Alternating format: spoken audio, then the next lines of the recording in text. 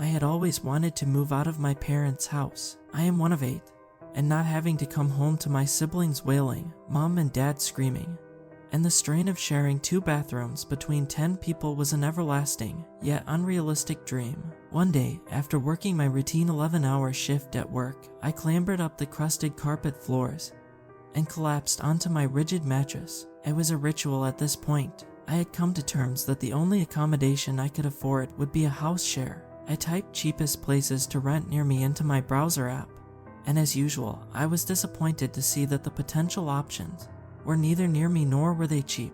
This time it was different though. As I sorted by lowest price first, I saw a listing uploaded 12 seconds ago. An image of an alluring, modern home flashed before me, and I barely caught a glimpse of the price before the post vanished. The mental image I snapped convinced me that the price was £120 a month. Considering the lowest price I had seen before then was £700, I put it down to either a technical glitch or a mental glitch caused by my sleep-deprived mind. I just couldn't get the image of that house out of my mind though. It was a romantical obsession. The house was plastered in my vision every time I closed my eyes. I would spend every waking second thinking about it, and every tireless night dreaming about it. I didn't know whether what I had seen was real, or whether this desperation was driving me to insanity. There was so much more about the house I wanted to discover. Where was it located? Was the rent really £120 a month?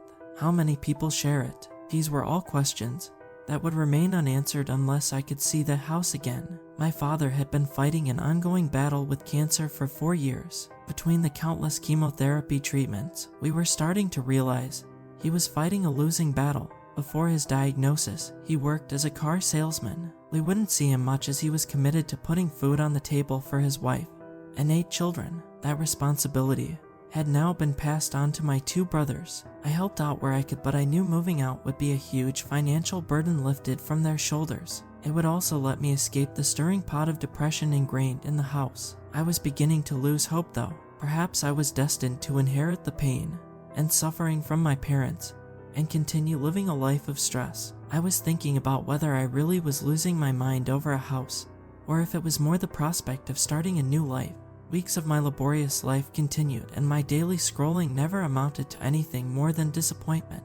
Then one night it happened. I saw it, the same exact image, the same image that had burrowed its way into my brain since I first saw it. It was real. I forced myself out of the shackles of excitement to screenshot the image. I couldn't lose it again. I tapped into the post and scrolled down, taking screenshots like a deranged ex-girlfriend collecting ammunition for an argument. When the post vanished, there was a conflicting feeling of knowing the opportunity may be gone forever, but that I had everything I needed to answer my questions. Then the post came back.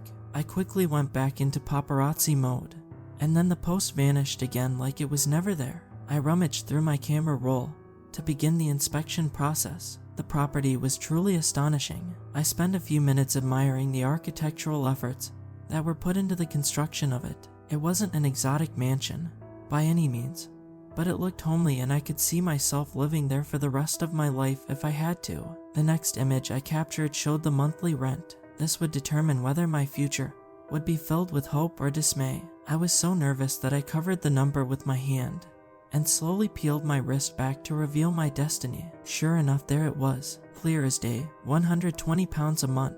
I clutched the phone to my chest and felt the device pounding in my hands. To the crescendoing rhythm of my heart, I scrolled to the next image and saw the address, 12 Foley Street. That was a 40-minute bike ride from where I lived. It wasn't the closest property I had seen advertised, but if I was less than an hour cycle ride away from a brand new life, I was more than satisfied.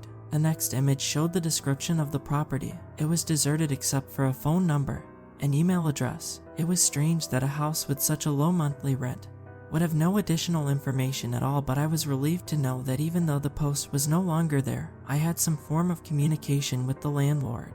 I kept scrolling and saw a screenshot where the post wasn't advertised. That must have been where it vanished temporarily. I scrolled on to the next image, and there it was again in all its glory, truly breathtaking. But this time, something was different. The price had changed. It now read £118 a month.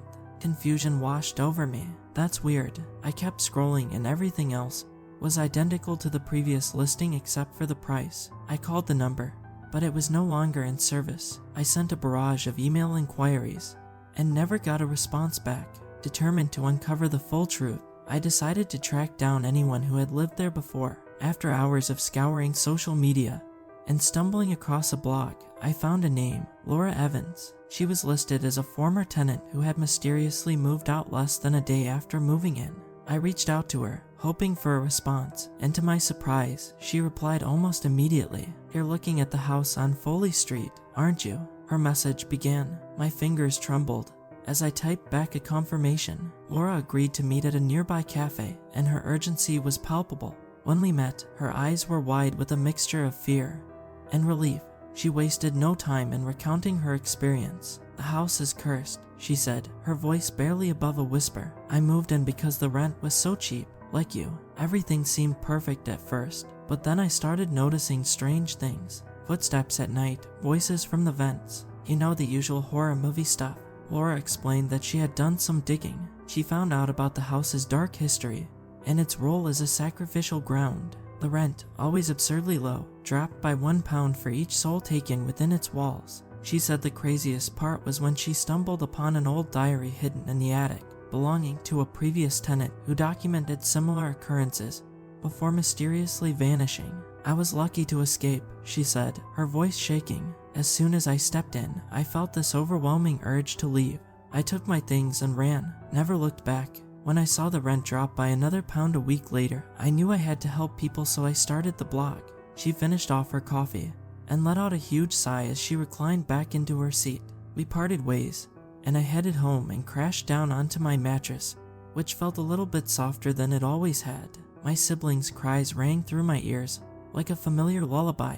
I pulled out my phone and had a message from Laura. "Thanks for coming and hearing my story. I really enjoyed today." I went to my Photos app and started scrolling through the same images that I had spent so long obsessing over. I admired the picture of the house one last time and reluctantly sent it to the digital landfill. Then my phone started ringing, and it seemed to be vibrating with a strange urgency. I recognized the number immediately, as it was the same one from the image of the property description on my screen.